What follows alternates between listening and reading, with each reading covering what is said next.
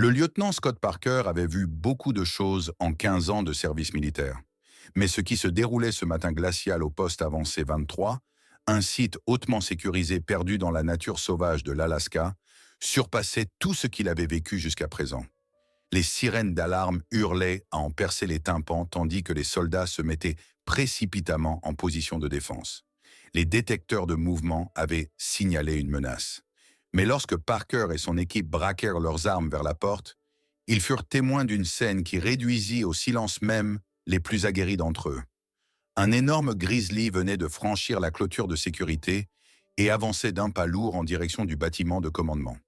Pourtant, au lieu d'attaquer, l'animal s'arrêta net, baissa la tête et laissa échapper des sons faibles, presque plaintifs.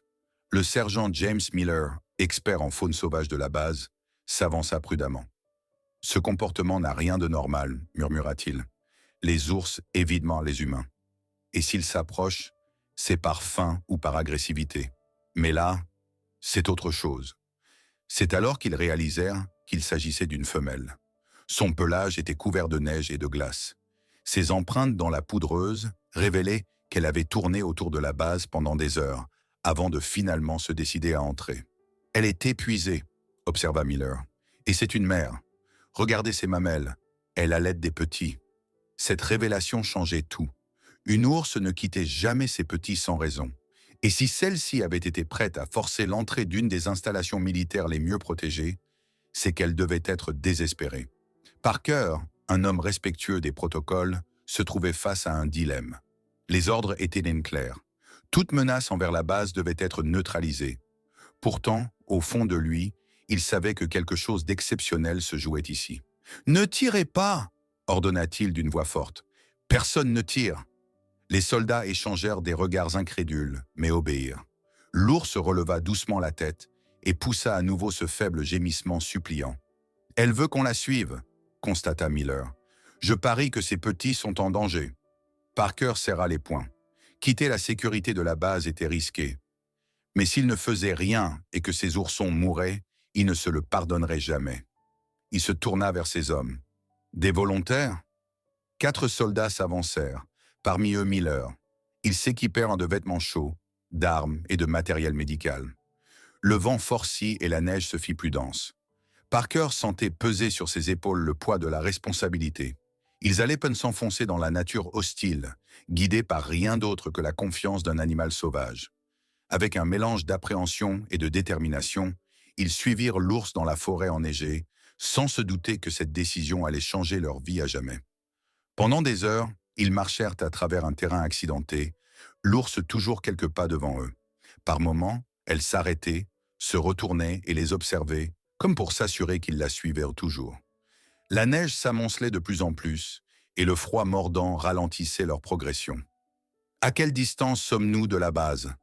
demanda l'un des soldats. Miller consulta son GPS. Déjà plus de 5 kilomètres, et la piste s'enfonce encore plus loin dans la nature. Si nous ne trouvons rien bientôt, nous devrons faire demi-tour. Mais à cet instant, l'ours s'immobilisa brusquement. Elle leva la truffe, huma l'air glacial, puis émit un grondement inquiet avant de se mettre à courir. Les soldats échangèrent un regard. « Et maintenant ?» lança l'un d'eux. « On la suit !» répondit Parker d'un ton ferme.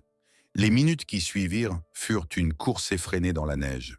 L'ours les mena jusqu'à une petite clairière où elle s'arrêta soudainement devant un trou sombre dans le sol. C'était un ancien puits de mine, partiellement effondré, mais suffisamment profond pour constituer un piège mortel. Parker se pencha et sentit son cœur se serrer. Au fond du puits, 2 petits oursons gisaient, à peine mobiles, affaiblis et à moitié gelés. Miller jura à voix basse. « Maintenant, on sait pourquoi elle est venue nous chercher. » Parker hocha la tête. « Il faut les sortir de là. Et vite !» Il s'approcha du bord tandis que l'ours émettait des gémissements désespérés pour tenter d'encourager ses petits. Mais ils étaient trop faibles pour bouger. « Il nous faut des cordes !» dit l'un des soldats. Parker activa sa radio. « Base, ici Parker. Nous avons trouvé 2 oursons coincés dans un puits de mine. Envoyez immédiatement du matériel d'escalade et une équipe médicale. » La réponse ne tarda pas. « Reçu, une équipe est en route. » Mais le temps jouait contre eux. La nuit allait tomber et avec elle, un froid mortel. « On ne peut pas attendre. » déclara Parker. On commence l'opération de sauvetage, maintenant.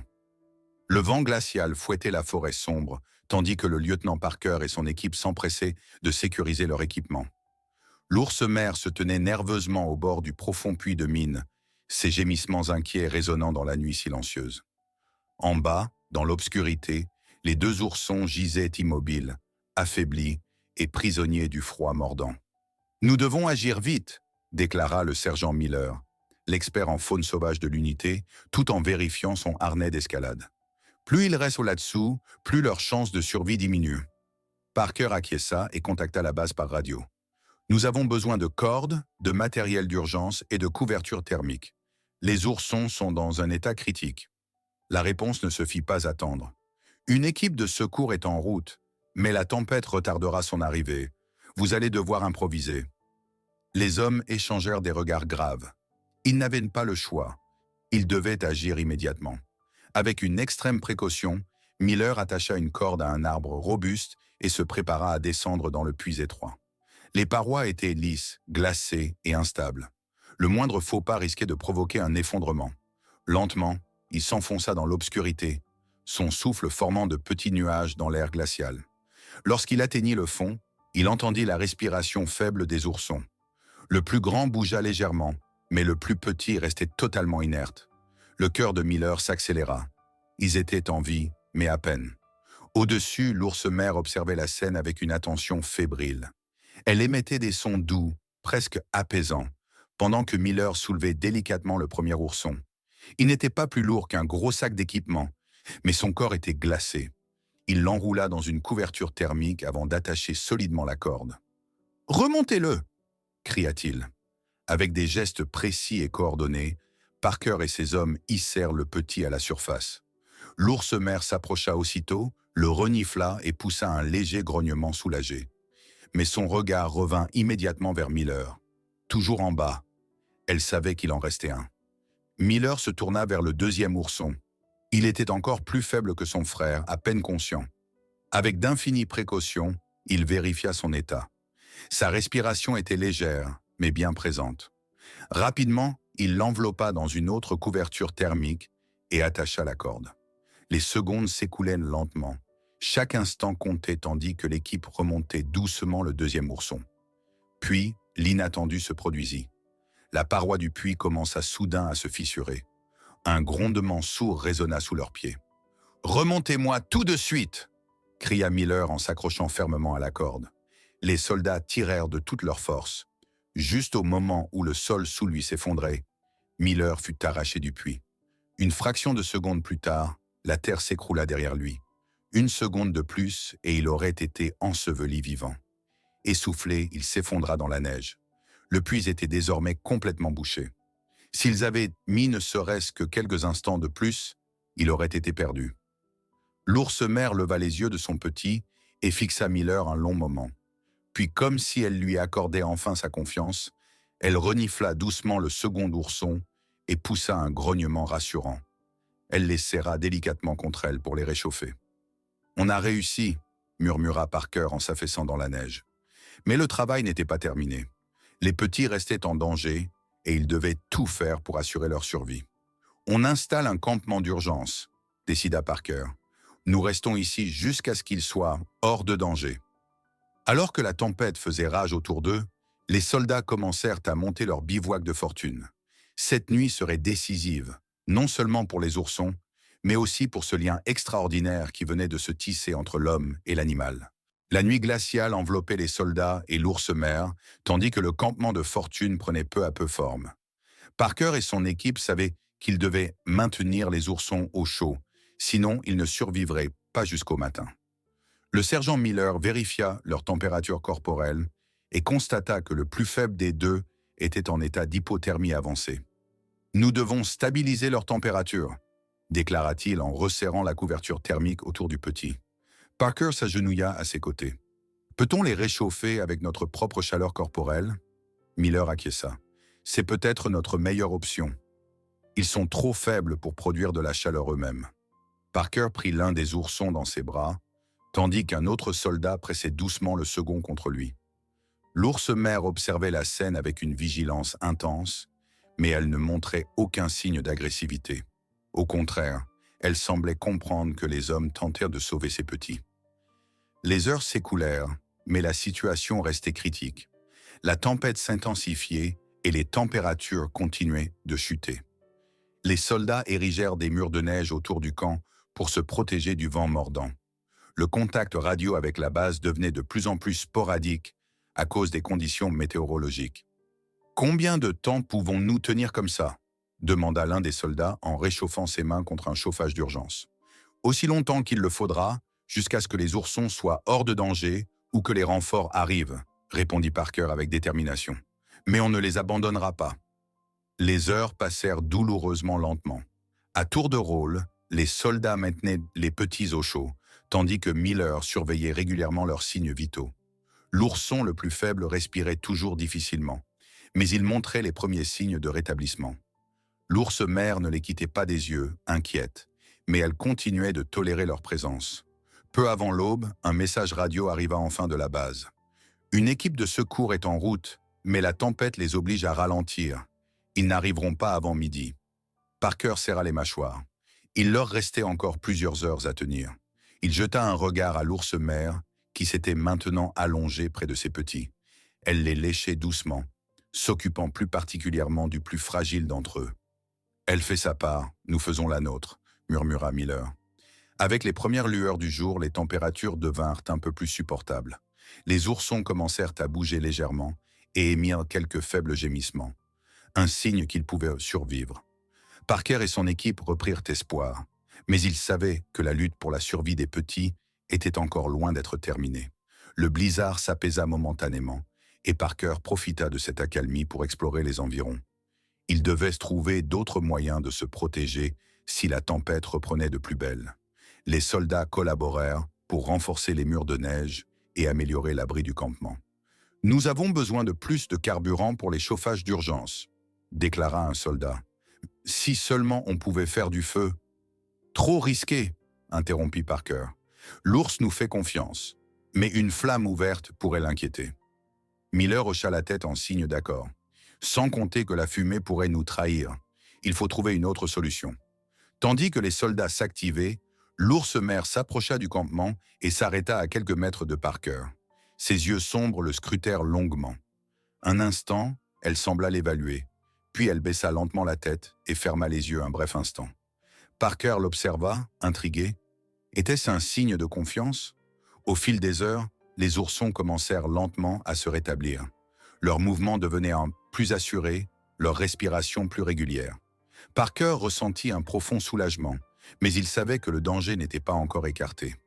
Il fallait absolument les stabiliser complètement avant que la prochaine tempête ne s'abatte sur eux. Plus tard dans la journée, un nouveau message radio retentit. « L'équipe de secours arrivera dans 2 heures. Tenez bon. » Parker hocha la tête avec détermination. 2 heures. C'était tout ce qu'il leur restait à endurer.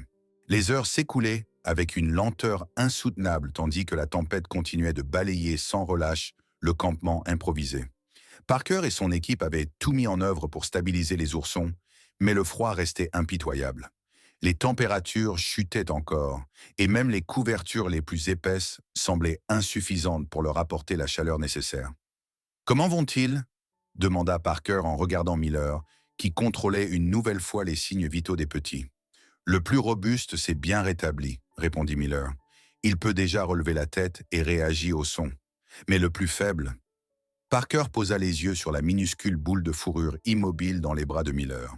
Sa respiration était à peine perceptible, et son pelage paraissait anormalement froid au toucher. « Nous devons en faire plus, » murmura Parker en retirant sa lourde veste. « Je vais le réchauffer directement contre ma poitrine. Peut-être que cela l'aidera. » Les autres soldats échangèrent des regards inquiets, mais personne ne protesta.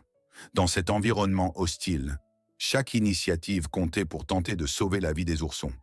Parker serra le plus faible contre lui, offrant sa propre chaleur comme dernier rempart contre le froid mordant.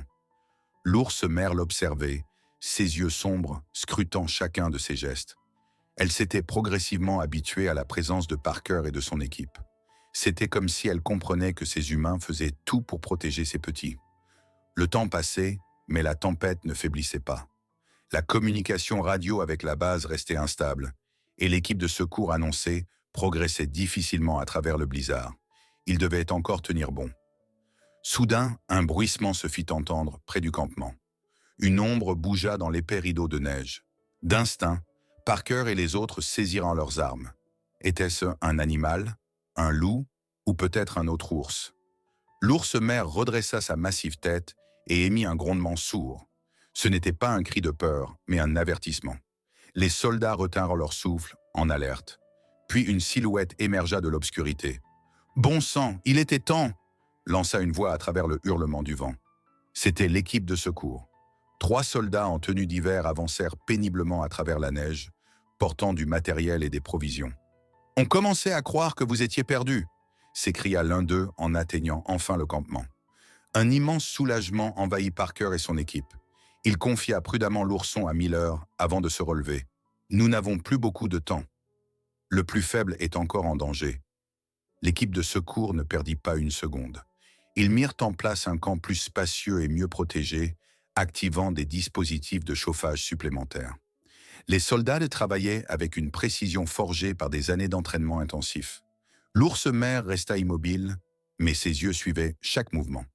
Parker s'approcha lentement d'elle. « C'est bientôt fini », murmura-t-il. La nuit n'était pas encore terminée, mais avec l'arrivée des renforts, une lueur d'espoir renaissait. Le dernier combat contre le froid venait de commencer. Tandis que l'équipe de secours préparait avec minutie l'évacuation des oursons, la tempête commença à faiblir. C'était comme si la nature elle-même leur offrait une ultime chance. Le ciel s'éclaircit peu à peu, laissant filtrer les premières lueurs d'un matin hivernal. Il faudrait les envelopper dans des couvertures thermiques spéciales avant le transport, suggéra l'un des infirmiers arrivés en renfort. Leur état est encore trop instable pour une évacuation immédiate. Parker acquiesça. Nous ne prendrons aucun risque. Ces petits ont déjà assez lutté. L'équipe poursuivit son travail avec la plus grande prudence. Puis, soudain, le plus faible des oursons bougea légèrement. Un son ténu, à peine plus qu'un gémissement, parvint aux oreilles de Parker. Un sourire victorieux illumina son visage. « Il est en vie », murmura-t-il. Miller hocha la tête. « Oui, il est en vie, mais nous n'avons pas encore gagné. » L'ours mère s'approcha lentement du campement. Malgré la présence de nombreux humains, elle ne montra aucun signe de peur ou d'hostilité. Son regard resta fixé sur ses petits, comme si elle savait que l'attente touchait à sa fin. La nuit touchait à sa fin, mais leur mission n'était pas encore accomplie. Le véritable dénouement ne surviendrait que lorsque les oursons seraient à nouveau en sécurité dans les bras de leur mère. Les premiers rayons du soleil perçaient à travers les épais nuages, baignant le paysage glacé d'une lueur pâle. La tempête s'était apaisée, mais le froid restait omniprésent. Parker et son équipe savaient qu'ils n'avaient plus beaucoup de temps. Les oursons étaient en vie, mais leur survie ne tenait qu'à un fil. L'ours mère observait chacun de leurs gestes avec une patience inébranlable. Ses grands yeux étaient rivés sur ses petits, comme pour s'assurer qu'ils étaient entre de bonnes mains. Parker fit un pas en avant et croisa son regard. Pendant un instant fugace, il eut l'impression qu'elle le comprenait. Puis elle reporta toute son attention sur ses oursons. « Nous devons les ramener à leur mère », murmura Miller. « Ils sont suffisamment stabilisés, mais ils ont besoin de sa chaleur et de ses soins. » Parker hocha la tête et fit un signe à son équipe. Lentement, presque avec révérence, les soldats s'approchèrent et déposèrent délicatement les oursons, emmitouflés dans leur couverture sur la neige. L'ours mère patienta un instant, puis s'avança avec précaution. D'abord, elle les renifla, puis elle passa sa langue sur leur pelage, comme pour s'assurer qu'ils allaient bien. Les soldats retinrent leur souffle. C'était le moment décisif. Après ce qui leur parut une éternité, l'ours mère attrapa doucement l'un de ses petits avec sa gueule et le ramena contre elle. Le second suivit peu après. Elle s'allongea, enroula ses puissantes pattes autour d'eux et émit un grondement sourd, un son empreint de soulagement et de gratitude. Les hommes observèrent la scène avec un profond respect. Toutes les épreuves, la lutte contre le froid, l'incertitude, tout en valait la peine. Parker sentit la tension quitter lentement ses épaules. « Nous avons réussi », murmura-t-il, mais leur mission n'avait pas été vaine. Désormais, la base surveillerait de plus près les dangers menaçant la faune locale. Après cet incident, Les puits de mines abandonnés seraient cartographiés et sécurisés afin d'éviter d'autres tragédies. L'ours mère se redressa lentement. Elle jeta un dernier regard à Parker et ses hommes, puis se retourna et disparut avec ses petits dans l'épaisse forêt. Les soldats restèrent immobiles un instant, assimilant ce qu'ils venèrent de vivre. « Vous croyez qu'on la reverra un jour ?» demanda l'un des hommes à voix basse. Parker regarda au loin, là où la silhouette de l'ours s'effaçait parmi les arbres. « Peut-être, » répondit-il pensivement, « mais même si ce n'est pas le cas, nous ne l'oublierons jamais. » Alors qu'ils entamèrent leur retour vers la base, la nature glacée leur sembla moins hostile. Ils savaient qu'ils avaient accompli quelque chose d'important, quelque chose qui resterait gravé en eux à jamais. Un lien venait de se tisser, un lien qui transcendait les frontières entre l'homme et l'animal, et qui, d'une certaine manière, les unirait pour toujours. Le retour à la base fut aussi éprouvant que leur départ. La neige restait épaisse, mais le vent s'était calmé. Les soldats marchaient en silence, chacun perdu dans ses pensées. Parker sentait la fatigue peser sur ses membres, mais il savait que chaque effort avait eu son importance. Lorsqu'ils aperçurent enfin les lumières de la base, après plusieurs heures de marche, un soupir de soulagement traversa le groupe. Une équipe médicale les attendait, prête à les prendre en charge, mais Parker fit un geste de la main pour décliner. « Occupez-vous d'abord des oursons, » ordonna-t-il fermement. « Ce sont eux qui ont mené le plus grand combat. » Miller posa une main sur son épaule. « Ils sont en sécurité maintenant, et c'est grâce à toi. » La nouvelle de ce sauvetage exceptionnel se répandit rapidement. En quelques jours, l'histoire de l'ours et des soldats qui l'avaient aidé dépassa les frontières de la base militaire. Des organisations de protection de la faune prirent contact pour en savoir plus sur l'incident, et bientôt, de nouvelles mesures furent mises en place pour protéger la région. Quelques semaines plus tard, alors que Parker se tenait au bord de la base, contemplant la nature enneigée, un mouvement attira son attention entre les arbres. Une silhouette imposante se dessinait là-bas, l'ours mère. Elle l'observa à distance. À ses côtés, deux oursons, forts et en bonne santé. Parker sentit une profonde connexion l'envahir. Sans crainte ni précipitation, l'ours finit par se détourner et disparut à nouveau dans la forêt. Mais cette fois, il savait qu'elle ne disparaîtrait pas pour toujours. Un sourire effleura ses lèvres. Parfois, les liens les plus puissants naissent des rencontres les plus inattendues,